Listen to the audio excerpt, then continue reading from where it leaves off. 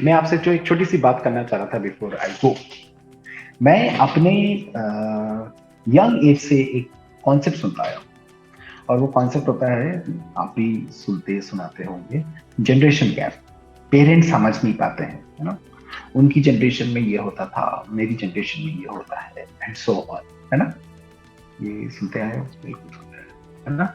सुनाते भी आए होगे, फील भी करते होगे कि मेरे पेरेंट्स मुझे समझ नहीं पाते हैं, जनरेशन गैप इतना ज्यादा है, ये है वो है। और खास करके कभी कभार कुछ बच्चों को, please do not mind if I am saying this, कुछ बच्चों को इस तरीके का भी होता है प्रॉब्लम लेटर ऑन। जैसे अभी आप लोग उस स्टेज में हैं जब आप इस तरीके की भी इवेल्युएशन करते हैं। कैसा इवेल्युएशन कि मेरे पेरेंट्स और मुझ में एज गैप ज्यादा है। जैसे कि किसी के पेरेंट और किड में जो है एज गैप 24 25 30 साल का है, तो किसी के पेरेंट और किड में 35 40 साल का डिफरेंस है।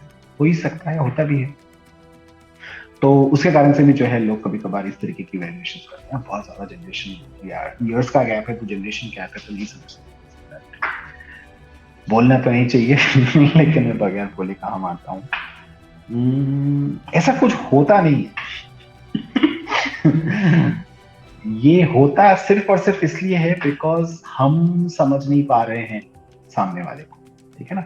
हम कोई भी हो सकता है, हम पापा मम्मी भी हो सकते हैं, हम बेटा बेटी भी हो सकते हैं, ठीक है ना। और हम भाई बहन भी हो सकते हैं। तो अल्टीमेटली बात ये नहीं है कि गैप ऑफ अंडरस्टैंडिंग होती है, क्योंकि राइट अंडरस्टैंडिंग सभी में डेवलप हो सकती है। सिर्फ और सिर्फ क्लियर ये करना होता है कि आप इस चीज को जब भी समझ पाओ, जब आपको ऐसा लगता है ना कि सामने वाले के साथ मेरा पट नहीं रहा है, या मेरी फैमिली में, suppose I am right now I am talking about the family, कि फैमिली में I am not able to strike a harmony, है ना, और देर इज नो हार्मनी। तो हमेशा एक ही चीज समझना, हार्मनी इसलिए नहीं डेवलप हो पा रही है क्योंकि अंडरस्टैंडिंग की प्रॉब्लम, चाहे मेरी तरफ से चाहे सामने वाले की तरफ से। अगर आपको ऐसा लगता है कि पेरेंट्स और मेरे में जनरेशन गैप है और इसलिए वो चीजें समझ नहीं पाते हैं, तो आप उनके शूज में अपने पाँव डालो और फिर देखने की कोशिश करो, समझने की कोशिश करो। और जब आप ये करो, और प्रैग्मेटिकली स्पीकिंग, आपको हर एक चीज की इतनी एक्सपेक्टेशंस करनी भी नहीं चाहिए। देखिए, एक बहुत सीधी बात बोलता हूँ, क्या आप हर एक चीज जो करते हैं वो अपने पेरेंट्स के साथ डिस्कस करते हैं? The obvious answer is no. ठीक है ना। You cannot, you, nobody can discuss everything with another person. ठीक है ना। even if he is your best pal or buddy or whatever relationship you are in, आप 99.9% करते होंगे, लेकिन फिर भी 1%, आधा परसेंट या 0.1% छूट ही जाता है। तो अगर आपको ये चीज समझ में आती है कि सामने वाला नहीं समझता है मुझे, तो आप इस चीज को समझो कि ये चीज समझानी नहीं है। To be very straight and clear with you guys, ठीक है ना।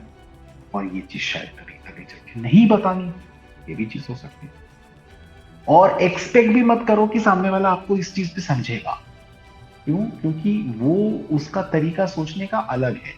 आप उसके कॉम्पिटेंस को समझ सकते हैं, उसके इंटेंशन को मत समझिए। I have seen, because right now we are in the mid ages ना, हम लोग तो मिडिल एजेड है।